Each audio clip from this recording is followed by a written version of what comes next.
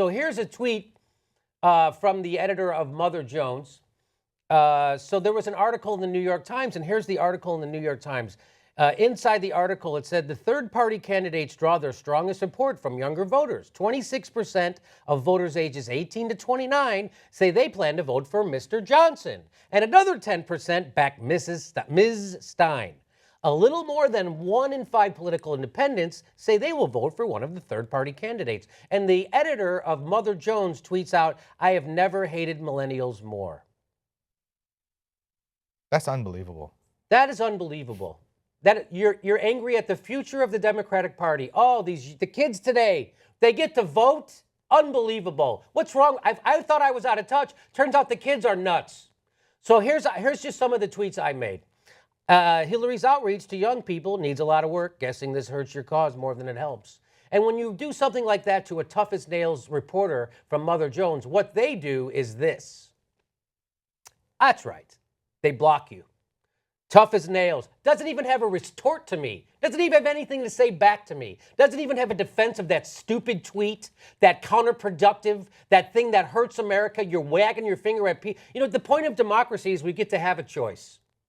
The two-party system isn't working. The people who are hurting are voting for Jill Stein and Gary Johnson, not white privileged people like you. Here's some other stuff I said. Generation that screwed up country, got us into endless wars, crashed economy. Now they hate the people who want to fix it. Way to go. Way to go. Here's another one. Another lefty journo who hates young people because they hate corruption. Brilliant. Hillary is the death of the left. Instead of castigating Hillary Clinton for being so horrible or trying to make her a better candidate, just hate the voters. Millennials don't like the most hated, corrupt, and flawed candidate in Dem history. What a bunch of assholes.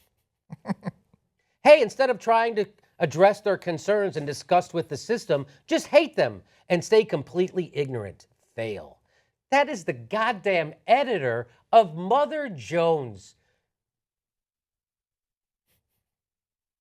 Tisk, tisk, tisk. What a failure you are. What a waste. You're not a lefty. You're nothing. You're defending corruption. Why don't you just become a Republican? I'm sick and tired of people like you pretending you're a lefty, because you're not. You defend corruption and you use sexism. You hide behind it like a coward. Well, yeah, I mean, you're absolutely right. And this goes back to the theme that we've discussed a couple of times already, that Hillary supporters make me less inclined to vote for Hillary, even if Hillary starts coming our way, which she won't anyway. But this is emblematic of their condescension and their very, I believe, counterproductive way of getting what they even want or think that they want. I mean, if they want Hillary to be their president, this is not the way to make it happen. What a dumb political move. What an idiot. You think that helps you?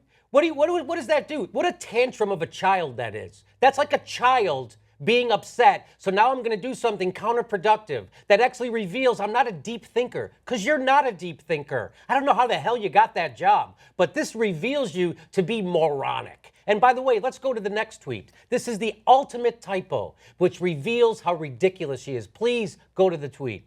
No matter who wins, looks like another election largely dictated by angry white me.